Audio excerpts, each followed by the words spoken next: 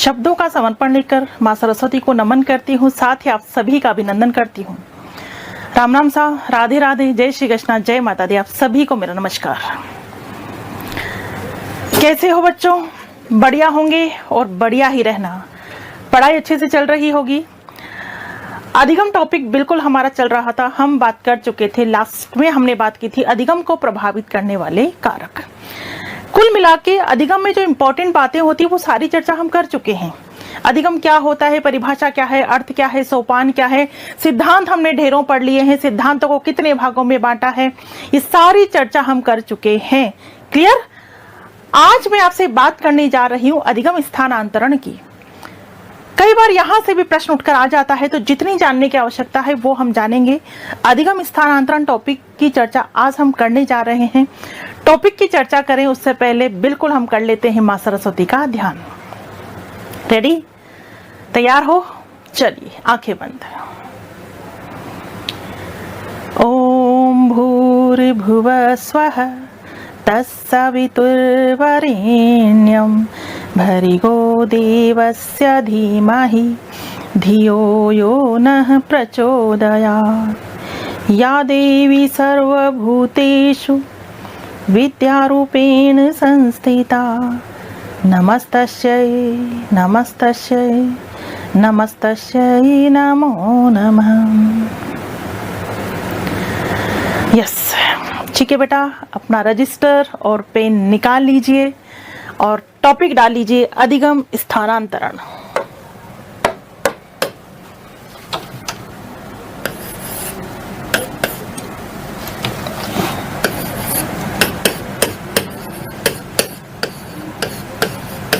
अधिगम स्थानांतरण।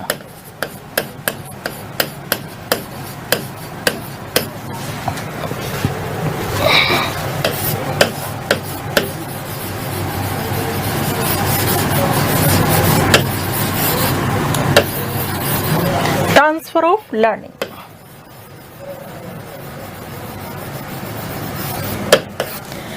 सिंपल सा टॉपिक है बेटा, अधिगम स्थानांतरण। स्थानांतरण कह दो, तबादला कह दो, एक ही बात है ना। कई बार क्योंकि जब एग्जाम में पेपर आता है तो पेपर में कुछ अलग ही शब्द आ जाते हैं, जैसे तबादला, है ना। तबादला हमने कभी सुना नहीं है, तबादला कौन सा वर्ड है? तो स्थानांतरण को ही हम अंतरण भी कह सकते हैं।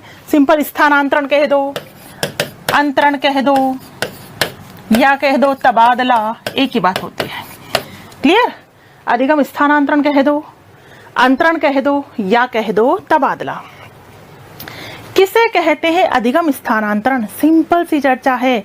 जब एक स्थिति में सीखा हुआ ज्ञान किसी दूसरी स्थिति में प्रयोग किया जाता है, किसी न किसी वे में वो यूज होता हो। ठीक है? और ध्यान रखना, अधिगम स्थानांतरण पॉजिटिव वे में भी होता है और नेगेटिव वे में भी होता है। तो जब एक स्थिति में अर्जित किया हुआ ज्ञान या सीखा हुआ ज्ञान जब किसी दूसरी स्थिति में प्रयोग किया जाता है तो इसे जस्ट हम क्या कहते हैं? अधिगम स्थानांतरण। और अधिगम स्थानांतरण कितने प्रकार का होता है, जस्ट एक डायग्राम आप बना लें, उससे आपको एक बार पूरा ब्यौरा समझ में आ जाएगा। देखिए अधिगम स्थानांतरण कितने प्रकार का है? तीन प्रकार का। लिखिए,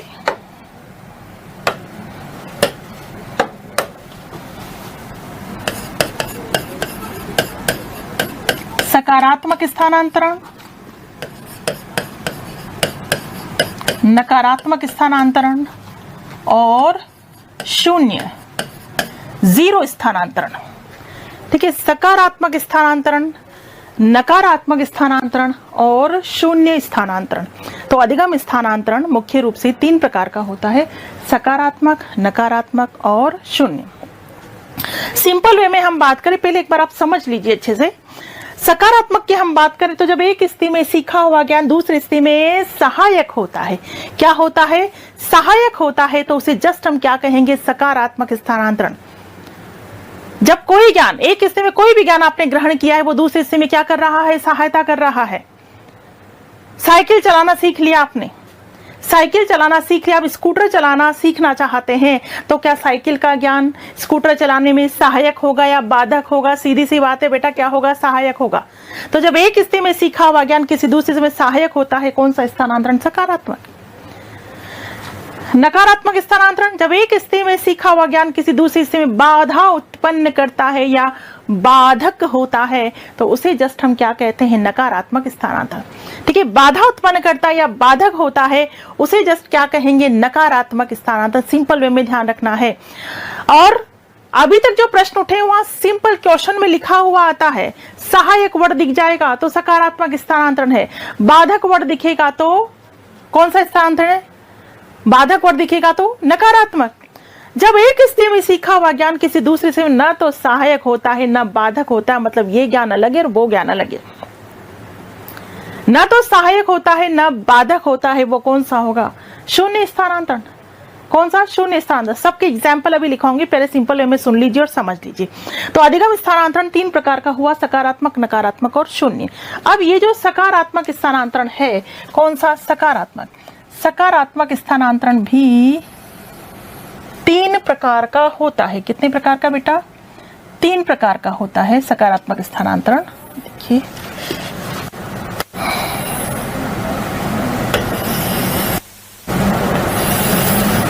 कितने प्रकार का हुआ? 3 प्रकार का। ठीक है, नंबर 1 हम लिखेंगे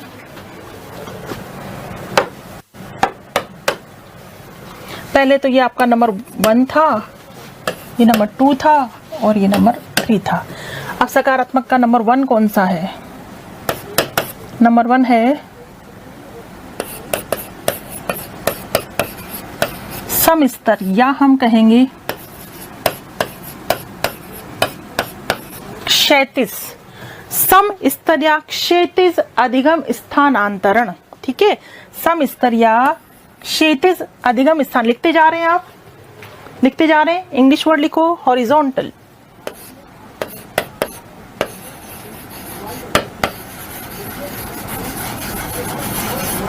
हॉरिजॉन्टल ट्रांसफर। ठीक है, लिख लो बेटा, लिखते चले जाओ। 3 प्रकार है। फिर सकारात्मक स्थानांतरण जो है, सकारात्मक स्थानांतरण के भी 3 प्रकार है। नंबर 1 आपने लिखा है समस्तर या क्षैतिज अंतरण। ठीक है, समस्तर या क्षैतिज अंतरण। नंबर 2 लिखेंगे, नंबर 2 लिखेंगे, नंबर 2 में हम कह सकते हैं अनुलंब, या कहेंगे लंबवत, लंबवत, या कहेंगे ऊर्ध्वाकार अंतरण। ठीक है, अंतरण, vertical, vertical transfer, vertical transfer. ठीक है, और नंबर 3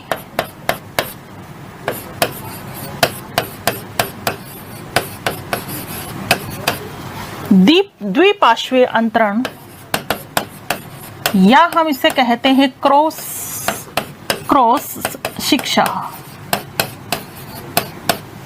इंग्लिश में कहेंगे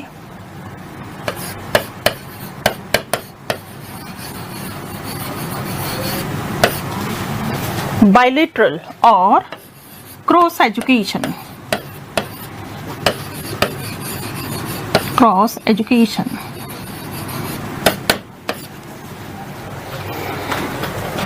इतनी बात क्लियर हो गई?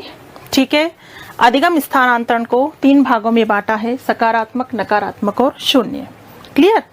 फिर सकारात्मक के 3 प्रकार आपको ध्यान रखने, इसी तरह से समस्तर और क्षैतिज अंतरण।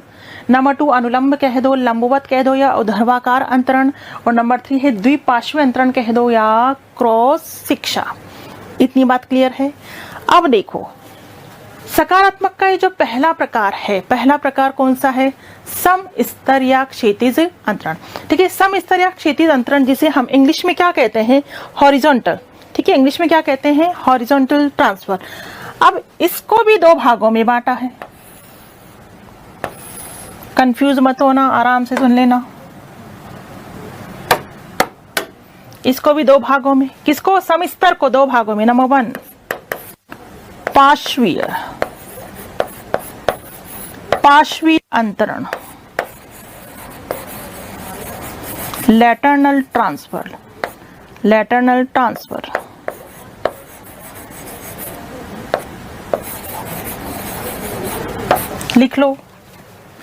लिख लो। पहले डायग्राम इसलिए बनवा रही हूं ताकि आपके एक बार में थोड़ी पिक्चर समझ में आ जाए, ठीक है। समस्तर या कह दो क्षैतिज को भी दो भागों में बांटा है। नंबर 1 पार्श्वीय अंतरण, ठीक है, पार्श्वीय अंतरण। और नंबर 2 क्या है?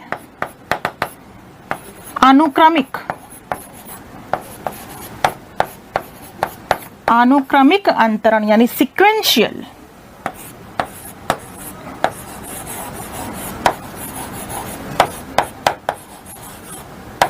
ठीक है, सिक्वेंशियल ट्रांसफर।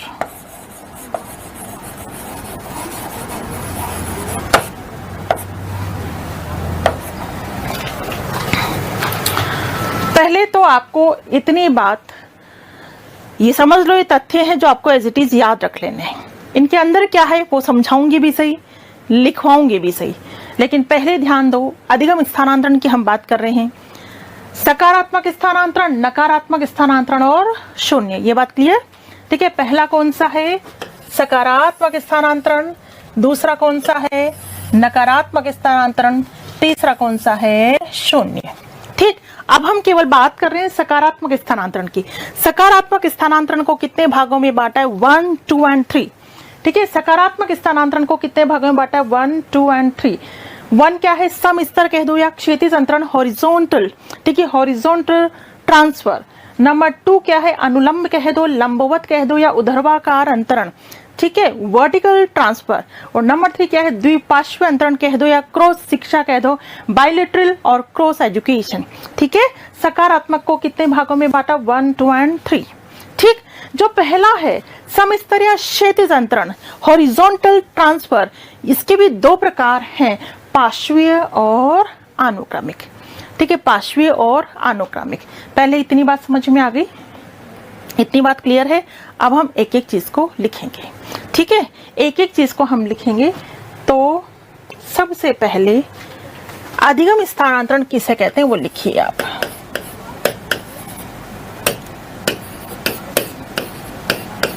अधिगम स्थानांतरण लिखो, इसमें लिखिए जब एक स्थिति में सीखा हुआ ज्ञान, जब एक स्थिति में सीखा हुआ ज्ञान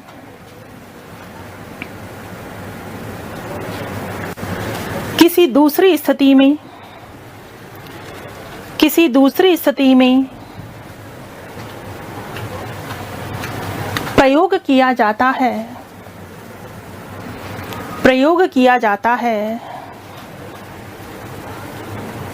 तो इसे अधिगम स्थानांतरण कहते हैं। अधिगम स्थानांतरण कहते हैं। अधिगम स्थानांतरण कहते हैं। ठीक है, अब एक परिभाषा लिखो किसकी? हिलगार्ड।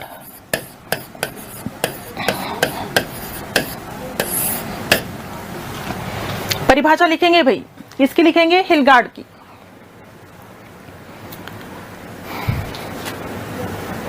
लिखिए, अधिगम स्थानांतरण में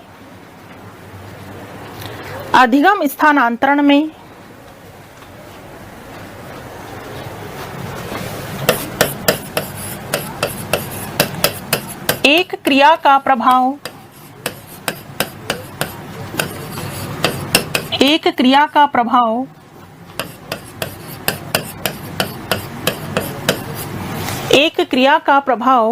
दूसरी क्रिया पर पड़ता है। एक क्रिया का प्रभाव दूसरी क्रिया पर पड़ता है।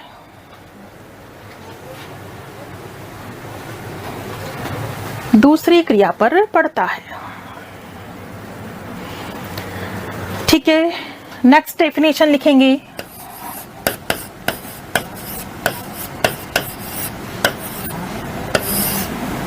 नेक्स्ट डेफिनेशन लिखो अंडरवुड के अनुसार। अंडरवुड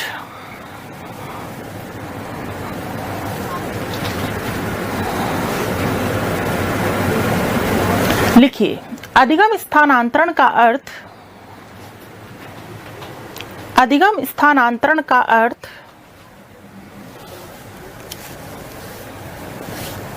वर्तमान क्रिया पर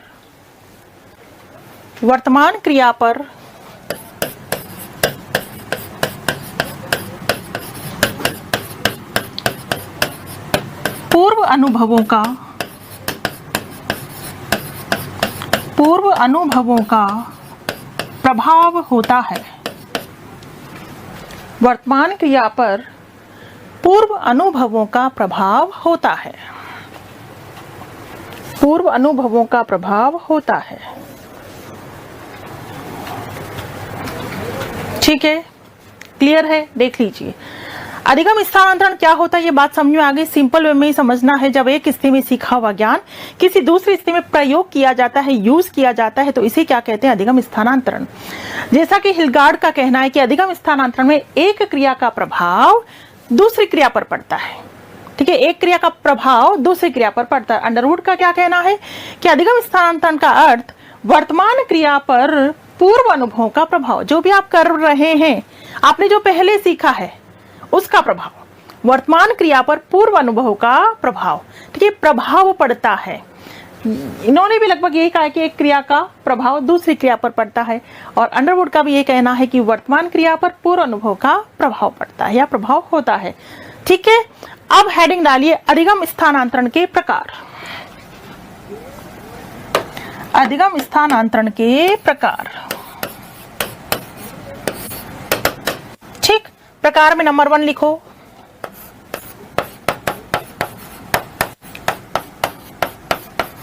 सकारात्मक कह दो या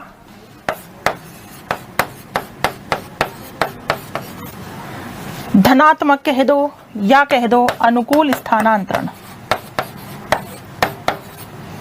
अनुकूल स्थानांतरण।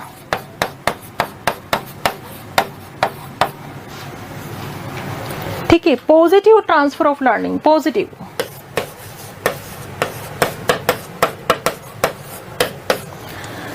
ठीक है, प्रकार में नंबर 1 लिखो, सकारात्मक कह दो, धनात्मक कह दो या अनुकूल स्थानांतरण, पॉजिटिव ट्रांसफर ऑफ लर्निंग। ठीक है, इसमें लिखो, जब एक स्थिति में सीखा हुआ ज्ञान, जब एक स्थिति में सीखा हुआ ज्ञान किसी दूसरी स्थिति में सहायक, सहायक पे अंडरलाइन कर लो, सहायक पे अंडरलाइन कर लो, सहायक होता है, सहायक होता है, तो इसे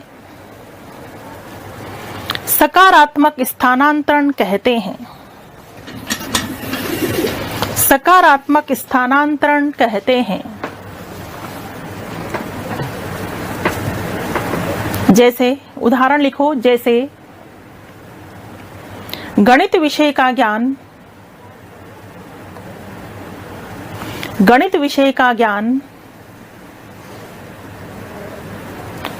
भौतिकी के ज्ञान में, फिजिक्स, भौतिकी के ज्ञान में सहायक होता है। भौतिकी के ज्ञान में सहायक होता है।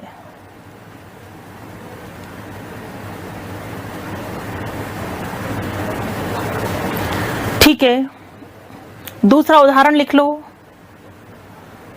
साइकिल चलाने वाला, साइकिल चलाने वाला स्कूटर चलाना, स्कूटर चलाना आसानी से सीख जाता है। आसानी से सीख जाता है।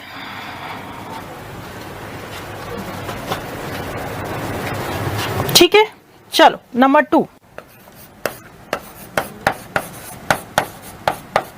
नकारात्मक या कहे तो ऋणात्मक या कह दो प्रतिकूल, प्रतिकूल स्थानांतरण।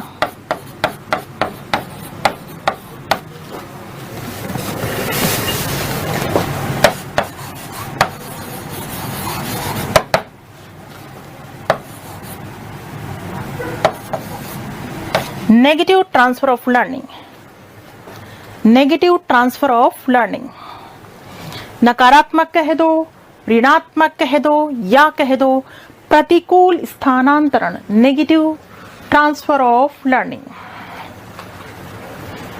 लिख लो बेटा जल्दी से।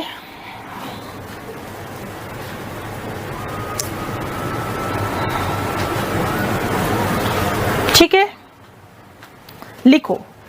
जब एक स्थिति में सीखा हुआ ज्ञान, जब एक स्थिति में सीखा हुआ ज्ञान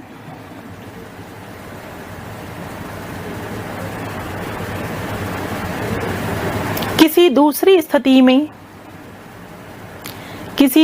स्थिति में बाधक होता है, बाधक होता है, तो इसे, ठीक है, बाधक पे अंडरलाइन कर लेना, बाधक पे अंडरलाइन कर लो, बाधक होता है तो इसे नकारात्मक स्थानांतरण कहते हैं, नकारात्मक स्थानांतरण कहते हैं। जैसे पहला उदाहरण लिखिए, पहला उदाहरण, कला विषय के विद्यार्थी को, कला विषय के विद्यार्थी को विज्ञान विषय पढ़ने में, विज्ञान विषय पढ़ने में बाधा उत्पन्न होती है, बाधा उत्पन्न होती है।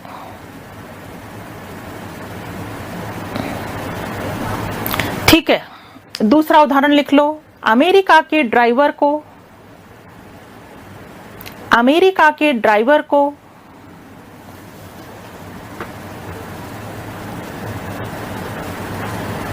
भारत में कार चलाने में,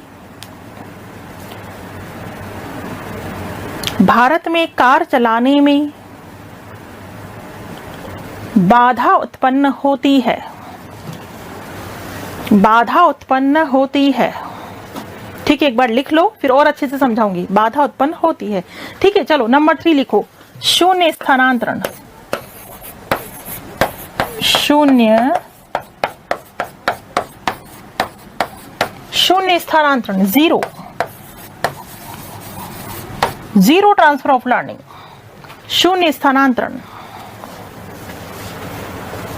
जीरो ट्रांसफर ऑफ लर्निंग।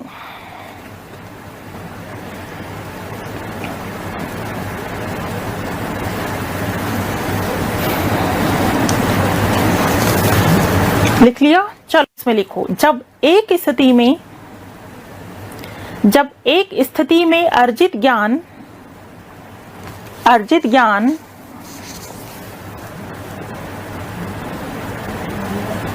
अर्जित ज्ञान किसी दूसरी स्थिति में,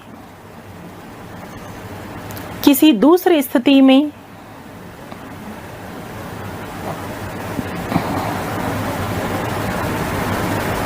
न तो सहायक होता है, न तो सहायक होता है और न बाधक होता है, और न बाधक होता है, तो इसे शून्य स्थानांतरण कहते हैं, शून्य स्थानांतरण कहते हैं।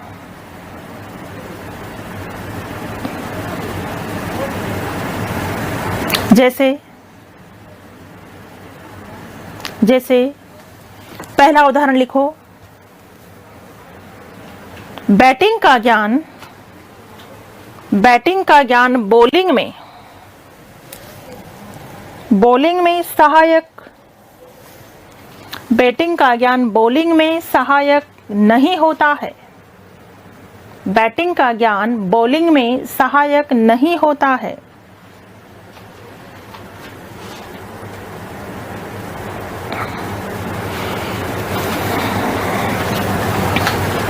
दूसरा उदाहरण लिखो।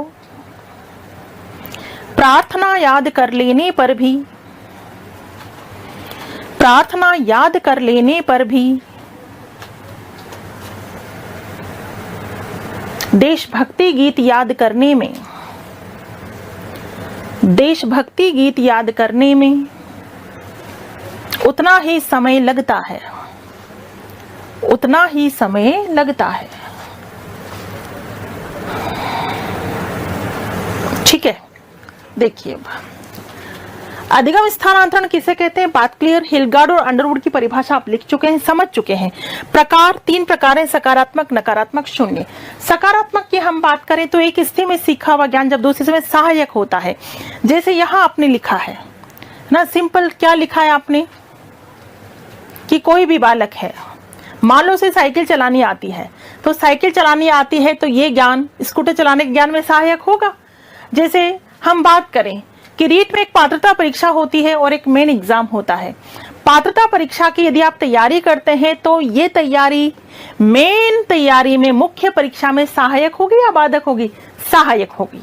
ठीक है, क्या होगी, सहायक होगी, क्योंकि जो आप पात्रता में पढ़ते हैं उसका काफी कुछ हिस्सा किस में आता है, किस में आता है, 3rd ग्रेड एग्जाम, मुख्य परीक्षा में ना। या आप मुख्य परीक्षा की तैयारी कर रहे हैं और अब 2nd ग्रेड एग्जाम भी आपको देना है, तो मुख्य परीक्षा 3rd ग्रेड मुख्य परीक्षा की तैयारी का ज्ञान क्या 2nd ग्रेड में सहायक होगा, बिल्कुल होगा, क्योंकि सिलेबस काफी मिलता जुलता है। ठीक है, सिलेबस काफी मिलता जुलता है तो ये ज्ञान क्या होगा, ये तो सहायक होगा। लेकिन एक तरफ हम बात करें कि एक तरफ एक विद्यार्थी है जो कला विषय का है, कला विषय संकाय आप जानते हैं, ठीक है, आर्ट्स का है, कला विषय का है। कला विषय के विद्यार्थी को जस्ट कह दो कि भाई साइंस पढ़ो, तो कला विषय का ज्ञान साइंस में बाधक होगा, नहीं होगा, बिल्कुल होगा, बिल्कुल होगा, उसे बाधा आएगी, बिल्कुल पक्का बाधा आएगी कि मुझे तो ये काम करने में क्या आ रही, बाधा आ रही है। तो जहां भी ज्ञान सहायक होगा वो तो सकारात्मक होता है, और जहां भी बाधा उत्पन्न करेगा, थोड़ी सी भी बाधा उत्पन्न करे, जैसे बाधक में हमने क्या पढ़ा, क्या पढ़ा बाधक में हमने, एक तो बिल्कुल हमने बात की कि अमेरिका का ड्राइवर है, भारत में कार चलाने बाधा आएगी। अब बाधा क्यों आएगी भाई, बाधा क्यों आएगी, जैसे आपके सामने प्रश्न आए उसमें बाधक वर्ड हो तो बाधक से तो आप सीधे नकारात्मक पर पहुंच जाओगे, लेकिन बाय दी वे बाधक शब्द नहीं हो, सिंपल आ जाए, अमेरिका के ड्राइवर को भारत में कार चलानी है, कौन सा स्थानांतरण, सिंपल आ जाए, मान लो कि अमेरिका का ड्राइवर है, भारत में कार चलानी है, तो बताओ सकारात्मक होगा या नकारात्मक। अब माना कि कार वैसी चलती, स्टीयरिंग का मूवमेंट सेम है, लेकिन प्रश्न किया करो कि क्या अमेरिका के ड्राइवर को भारत में कोई भी बाधा आ सकती है, कोई भी बाधा आ सकती है, यस बिल्कुल बाधा आ सकती है, कैसे नहीं आएगी, बिल्कुल बाधा आ सकती है। यहाँ स्टीयरिंग राइट साइड होता है, वहां पर स्टीयरिंग जो है लेफ्ट साइड होता है। अरे गाड़ी में अगर थोड़ी सी भी फंक्शंस चेंज होते हैं ना, उसी में बाधा आने लग जाती है, तो वो तो भाई अमेरिका में गाड़ी चलाता है जहाँ स्टीयरिंग अलग साइड होता है, भारत में स्टीयरिंग अलग साइड होता है, तो डेफिनेटली उसको क्या आनी है, डेफिनेटली उसको क्या आनी है, बाधा तो आनी है। कला विषय का विद्यार्थी विज्ञान विषय पढ़ेगा, उसे बाधा आनी है। थोड़ी सी भी अगर कहीं भी प्रॉब्लम आ रही है तो वो कौन सा, नकारात्मक। अब आप कहोगे कि मैडम जैसे ठीक है अमेरिका का ड्राइवर है, भारत में कार चलाना है, चलाना चलाना सेम होता है, बिल्कुल बेटा चलाना चलाना सेम होता है, कार चलानी आती इसलिए तो यहां चलाएगा, सेम है। बट प्रश्न करो कि क्या कोई बात है, क्या कोई बात होगी जो बाधा उत्पन्न कर सकती है, यस या नो, आंसर आएगा यस, कोई तो बात है जो बाधा उत्पन्न कर सकती है। जैसे यस आंसर आएगा तो बाधा उत्पन्न कर सकती है, तो वो पॉजिटिव नहीं होकर के कौन सा स्थानांतरण हो जाएगा, नेगेटिव, नकारात्मक स्थानांतरण हो जाएगा। क्लियर, ठीक है। चलो शून्य स्थानांतरण, शून्य स्थानांतरण में 0 रोल होता है भाई, प्रभाव ही नहीं पड़ता, ये ज्ञान अलग है और वो ज्ञान बिल्कुल अलग है। क्रिकेट मैच है, गेम एक ही है, बट बैटिंग और एक तरफ है बॉलिंग। बैटिंग अपनी जगह है भाई, बॉलिंग अपनी जगह है। बैटिंग का ज्ञान बॉलिंग में ना तो सहायक हो गया और ना बाधा उत्पन्न करेगा। पहला तरीका तो आंसर देने का यही है, जहां भी शून्य स्थानांतरण आएगा आंसर, वहां आपको कंफ्यूजन वाली स्थिति दिखाई देती है प्रश्न पढ़ते ही। देखो, जहां आपको सकारात्मक स्थानांतरण आंसर देना है वहां प्रश्न में साफ साफ लिखा पाओगे सहायक होता है। जब सहायक लिखा है तो सोचना ही नहीं है, आंसर क्या दे देना है, सकारात्मक। अगर आंसर नकारात्मक है तो प्रश्न में लिखा पाओगे ये ज्ञान इसमें बाधा वर्ड आएगा, दिखाई देगा आपको। जब बाधक वर्ड ही आपको दिखाई दे गया तो डेफिनेटली आपको किस पे चले जाना है, नकारात्मक। अगर आंसर शून्य स्थानांतरण है तो प्रश्न पढ़ते आपको थोड़ा कंफ्यूजन होगा कि क्या आएगा इसमें। प्रार्थना याद कर ली, देशभक्ति गीत याद करने में समय लगता है या वो याद करना पड़ रहा है। जहां थोड़ी भी कंफ्यूजन की स्थिति हो, जहां सहायक वर्ड नहीं हो, जहां बाधक वर्ड दिखाई नहीं दे रहा हो, कंफ्यूजिंग वाली स्थिति दिखाई दे रही हो, तो बिल्कुल ध्यान देना वो शून्य स्थानांतरण है। कई स्टूडेंट क्या करते हैं, जैसे प्रश्न आ गया आपके सामने कि बैटिंग का ज्ञान बॉलिंग में सहायक नहीं होता है। अच्छा, सहायक नहीं है, सहायक नहीं होता है तो ये नकारात्मक स्थानांतरण है, क्योंकि सहायक नहीं होता है। ये सेंस मत निकाल लेना, सहायक नहीं होता ये कहा है। कुल मिलाकर के आपको ध्यान देना है बैटिंग और बॉलिंग। अरे सहायक नहीं होता है पर बाधा भी तो नहीं बन रहा ना। माना कि बैटिंग चीज अलग है, बॉलिंग चीज अलग है, ये ज्ञान इसमें सहायक नहीं है, लेकिन ये ज्ञान बाधा भी उत्पन्न नहीं कर रहा है, तो ये कौन सा स्थानांतरण हुआ, शून्य। कौन सा हुआ, शून्य। तो शून्य स्थानांतरण आंसर जहां आएगा वहां क्वेश्चन पढ़ते ही आपको थोड़ा सा कंफ्यूजन लगेगा।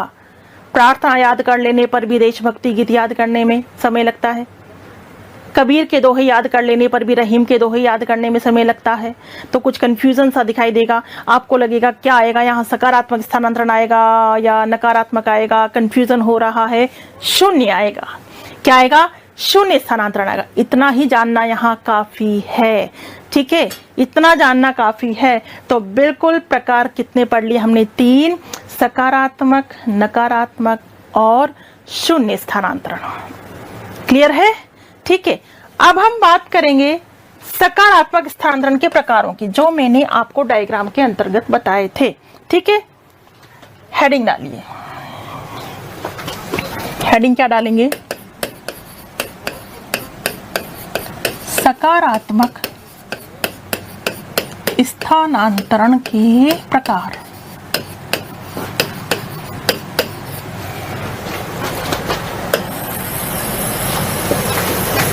के प्रकार। नंबर 1,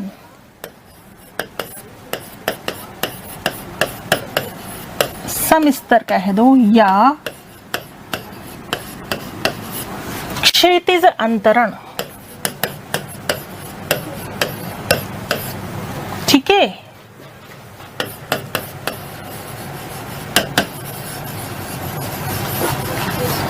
हॉरिजॉन्टल ट्रांसफर,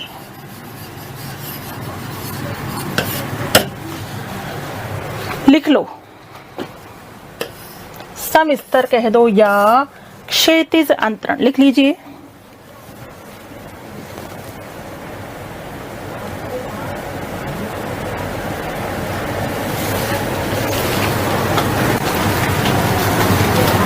समस्तर या क्षैतिज अंतरण, इसमें लिखो, इस प्रकार के अंतरण में सीखे गए कौशल का अंतरण, सीखे गए कौशल का अंतरण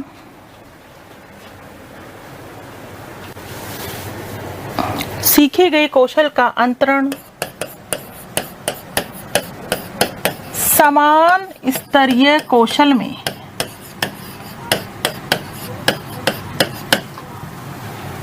समान स्तरीय कौशल में होता है, समान स्तरीय कौशल में होता है।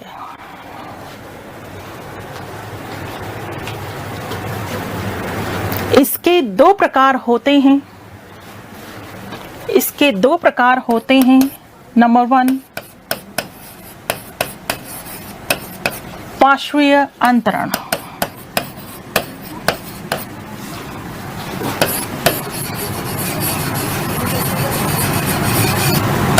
Lateral transfer.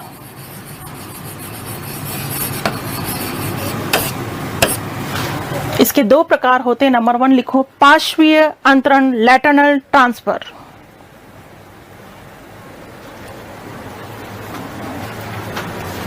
Lateral transfer.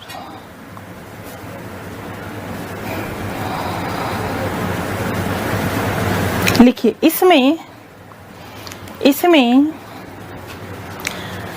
सीखे गए कौशल का अंतरण, सीखे गए कौशल का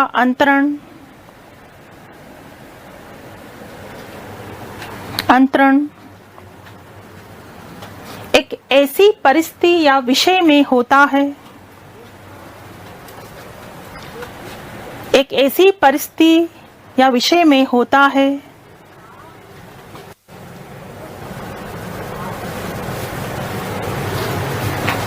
जो उसी स्तर का होता है, जो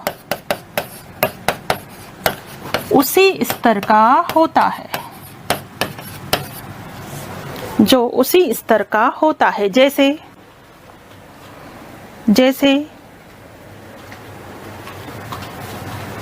यदि शिक्षक ने विद्यार्थी को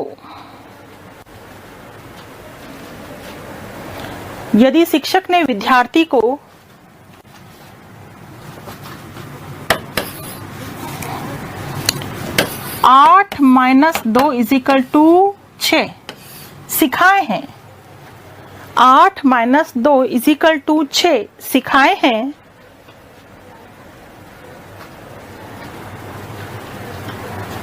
और विद्यार्थी घर पर जाकर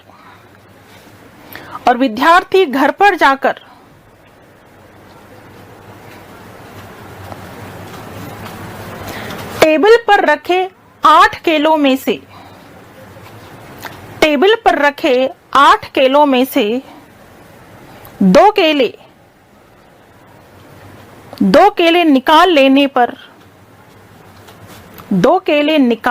पर यह समझता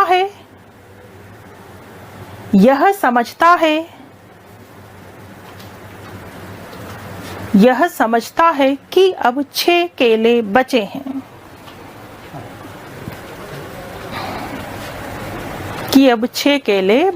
बचे हैं।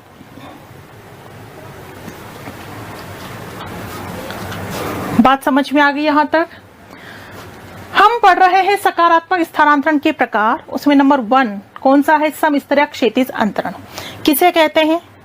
सीखे गए कौशल का अंतरण समान स्तरीय कौशल में होता है। समान में, सम स्तरीय, यहां शब्द पर जाओ, सम स्तर, समान, ठीक है, समान स्तरीय कौशल में अंतरण होता है। और इसके भी दो प्रकार के। नंबर 1 आपने लिखा है पार्श्वीय अंतरण। कौन सा अंतरण? पार्श्वीय अंतरण।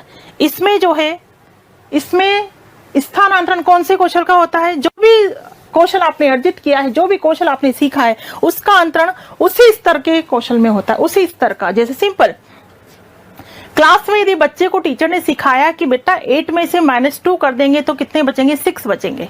और बच्चे ने देखा कि 8 केले रखे हैं, 2 निकाले, तो बच्चा सीधे बोल देगा कि 6 बचे हैं। उसी स्तर का सिंपली ध्यान रखना, ठीक है। नंबर 1। नंबर 2 क्या है?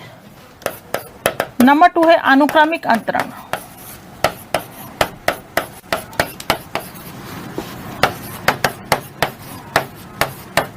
सीक्वेंशियल।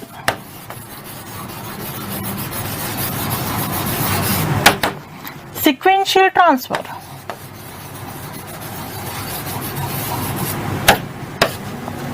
लिख लो, अनुक्रमिक, सीक्वेंशियल ट्रांसफर।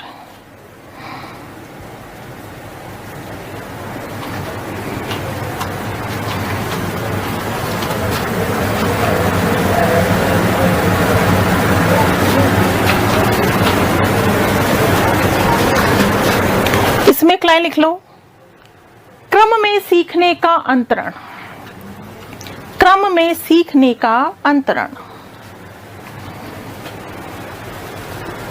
क्रम में सीखने का अंतरण।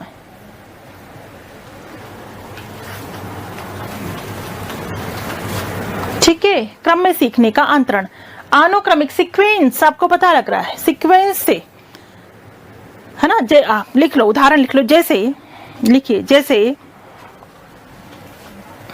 जैसे यदि छात्र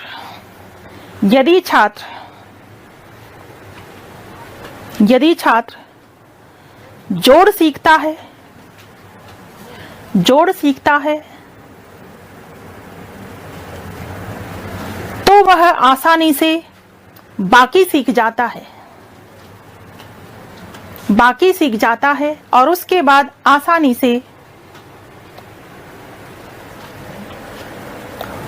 बाद आसानी से गुणा सीखकर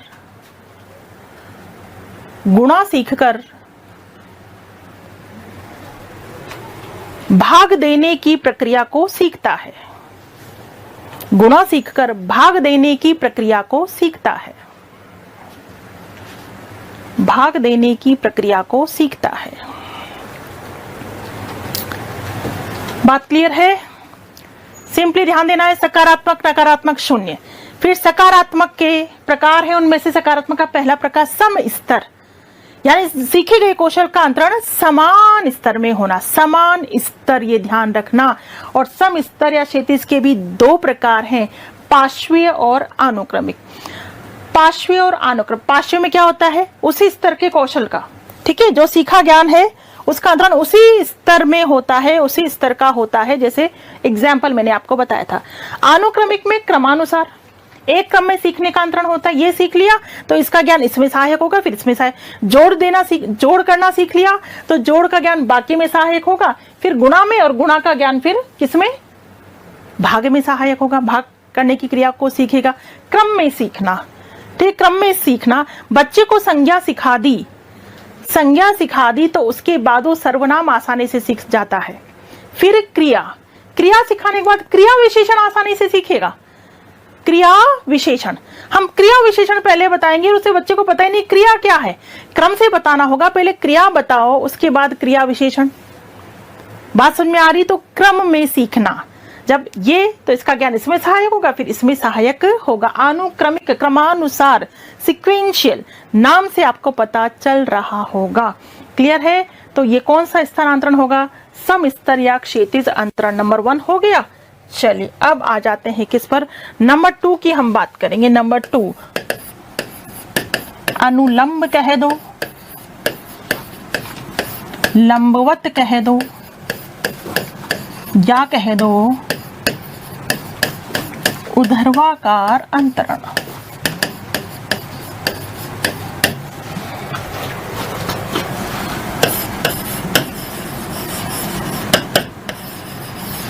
वर्टिकल ट्रांसफर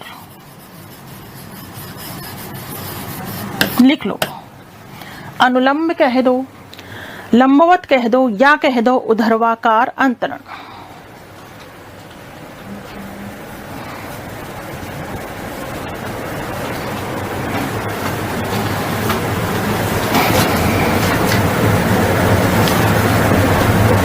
लिखो, इसमें सीखे गए कौशल का अंतरण,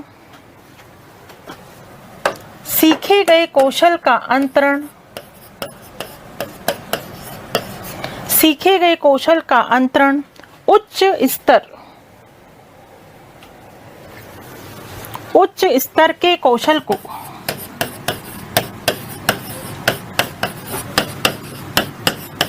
उच्च स्तर के कौशल को सीखने में होता है। उच्च स्तर के कौशल को सीखने में होता है।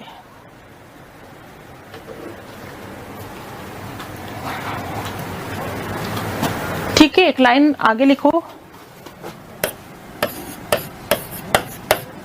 गैने ने इस प्रकार के अंतरण को, गैने ने इस प्रकार के अंतरण को प्रकार के अंतरण को सीढ़ी पर ऊपर की ओर लिखो। इस प्रकार के अंतरण को सीढ़ी पर ऊपर की ओर बढ़ने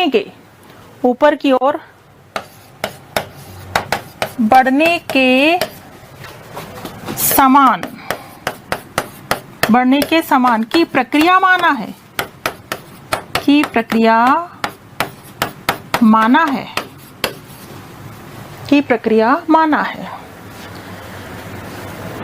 ठीक है, अनुलंब कह दो, लंबवत कह दो या ऊर्ध्वाकार अंतरण कह दो।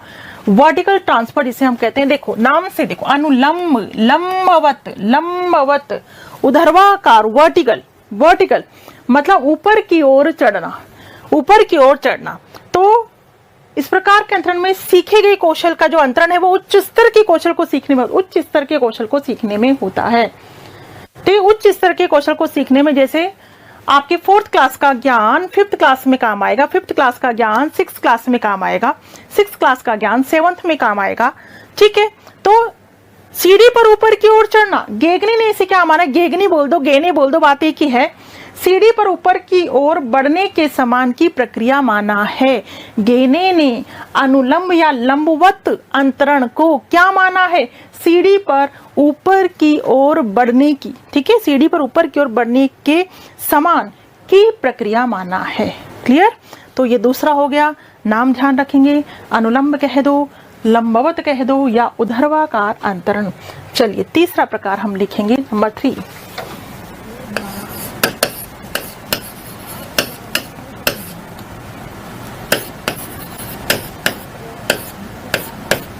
द्विपार्श्वीय अंतरण या हम कहेंगे क्रॉस शिक्षा।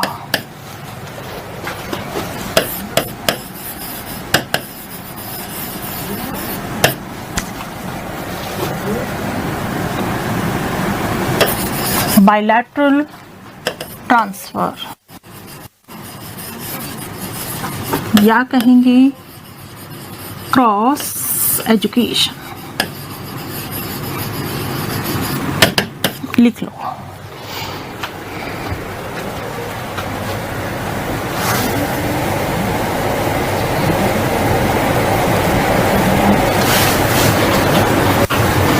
द्विपार्श्वीय अंतरण या क्रॉस शिक्षा, बायलैटरल ट्रांसफर और क्रॉस एजुकेशन।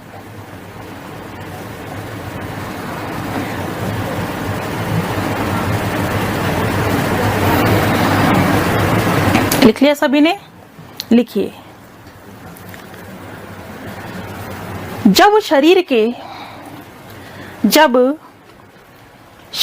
बाएं अंग से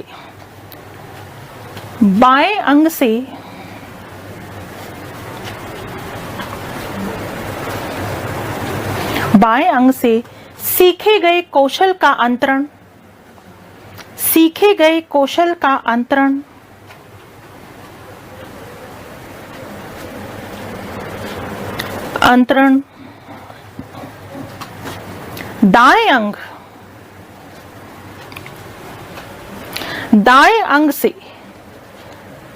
दाएं अंग से सीखने पर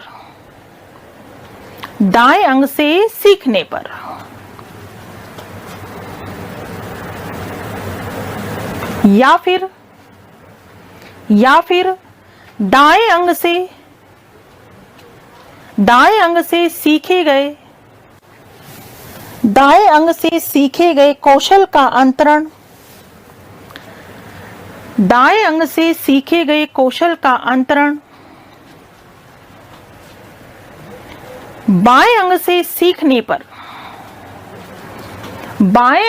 सीखने पर होता है।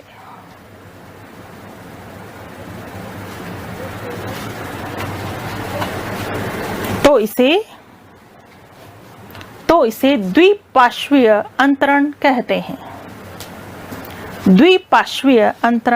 हैं।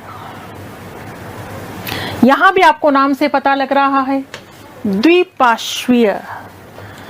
सिंपल, जैसा कि मैंने लिखा है कि जब शरीर के बाएं अंग से सीखे गए कौशल का अंतरण दाएं और दाएं अंग से सीखे गए कौशल का अंतरण बाएं, ठीक है, दाएं से बाएं, बाएं से दाएं, दाएं अंग से सीखे गए कौशल का अंतरण बाएं अंग से सीखने पर या बाएं अंग से सीखे गए कौशल का अंतरण दाएं अंग से सीखने पर होता है तो इसे क्रॉस एजुकेशन या फिर द्विपार्श्वीय अंतरण कहते हैं।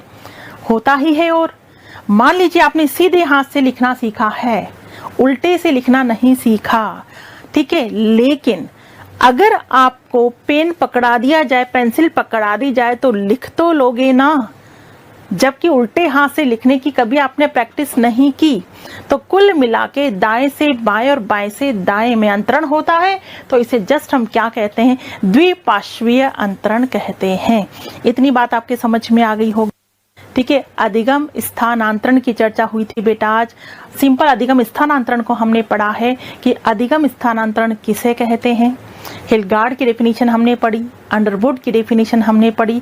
फिर अधिगम स्थानांतरण कितने प्रकार का होता है, सकारात्मक, नकारात्मक, शून्य। ये ज्ञान इसमें सहायक होता है, सकारात्मक। ये ज्ञान इसमें बाधा डालता है, नकारात्मक। न तो सहायक वर्ड दिखाई दे रहा है, न बाधक वर्ड दिखाई दे रहा है, तो कौन सा हुआ, शून्य। ठीक है, 3 प्रकार पड़े, सकारात्मक, नकारात्मक और शून्य। फिर हमने आगे चर्चा की सकारात्मक स्थानांतरण की। सकारात्मक के भी कितने प्रकार हैं, 3। उसमें से पहला कौन सा है, समस्तर या क्षैतिज अंतरण। सीखे गए कौशल का अंतरण समान स्तर में होना, समस्तर। समस्तर अंतरण के भी 2 प्रकार हैं, पार्श्वीय और अनुक्रमिक। पार्श्वीय और अनुक्रमिक, ठीक है, समस्तर। नंबर 2 आपने पढ़ा, नंबर 2 कौन सा पढ़ा, अनुलंब कह दो, लंबवत कह दो या ऊर्ध्वाकार अंतरण, जिसे गेने ने सीढ़ी पर चढ़ने की क्रिया माना है। ठीक है, लंबवत, सीढ़ी पर चढ़ना, एक का ज्ञान दूसरे में, दूसरे का ज्ञान तीसरे में, तीसरे का ज्ञान चौथे में, सीढ़ी पर चढ़ना। क्लियर है। और नंबर 3 कौन सा है, द्विपार्श्वीय अंतरण या फिर क्रॉस शिक्षा। मुझे लगता है आपको याद भी बहुत अच्छे से हो गया होगा, सारे प्रकारों के नाम भी आपको याद हो गए होंगे। द्विपार्श्वीय में द्वि है, दाएं से बाएं और बाएं से दाएं, इसे क्या कहते हैं, द्विपार्श्वीय अंतरण कहते हैं या क्रॉस एजुकेशन इसे कहा जाता है। अधिगम स्थानांतरण में आपको इतनी ही बात ध्यान रखनी है। ठीक है, आगे चर्चा भी बाकी है, चर्चा अधिगम स्थानांतरण के सिद्धांतों की चर्चा भी हमें करनी है, सिद्धांत है। फिर हम बात करेंगे अधिगम वक्र की, हम बात करेंगे अधिगम पठार की, हम बात करेंगे। ठीक है, तो नेक्स्ट क्लास में मैं आपको अधिगम स्थानांतरण के सिद्धांत भी करवा दूंगी, वक्र और पठार भी करवा दूंगी, वो बिल्कुल सिंपल है। ठीक है, अधिगम स्थानांतरण के सिद्धांत, वक्र और पठार, उसके बाद हम जो है क्वेश्चन सॉल्व करेंगे। पूरा अधिगम वापस बोल रही हूं, आप जो है इसे रिवाइज करना शुरू कर दो, आत्मसात करना शुरू कर दो, इसका अभ्यास करना शुरू कर दो, दोहरान करना शुरू कर दो, ताकि आप प्रश्नों के जवाब चुटकियों में दे सकें। क्योंकि मैं एक क्लास और लेकर के आऊंगी। एक क्लास क्या लेकर के आऊंगी, इस अधिगम के ऊपर, अधिगम के टॉपिक के ऊपर मैं बात कर रही हूं। अभी मुझे आपको पढ़ाने हैं अधिगम स्थानांतरण के सिद्धांत, उसके बाद वक्र और पठार, और उसके बाद मैं आपको क्वेश्चन सॉल्व करवाने वाली हूं। तो क्वेश्चन सॉल्व करने के लिए बिल्कुल तैयार हो जाइए। तो कहने का मतलब ये है कि आज हमने अधिगम स्थानांतरण की चर्चा की है, और ये चर्चा उम्मीद करती हूँ आपको अच्छे से समझ में आ गई होगी। और जहां तक है, देखो ये जो कमेंट्स वाली प्रॉब्लम है, ये बिल्कुल उम्मीद करते हैं कि ये दूर भी हो जाएगी। लेकिन कोई बात नहीं, हम कमेंट्स नहीं कर पा रहे हैं, हम बात नहीं कर पा रहे हैं, लेकिन आप पढ़ रहे होंगे, समझ रहे होंगे, ये उम्मीद करती हूँ मैं। ठीक है बेटा, तो नेक्स्ट क्लास का थोड़ा सा वेट करिए, कल नेक्स्ट क्लास लेकर के आ रही हूँ मैं। कल संडे है, लेकिन पूरी संभावना है कि मैं नेक्स्ट क्लास लेकर के आऊँ। ठीक है, पूरी मेरी कोशिश रहेगी, और अगर नहीं तो मंडे को तो क्लास होनी ही होनी है। ठीक है बेटा, तो थैंक यू सो मच, मिलते हैं नेक्स्ट क्लास में। Thank you so much.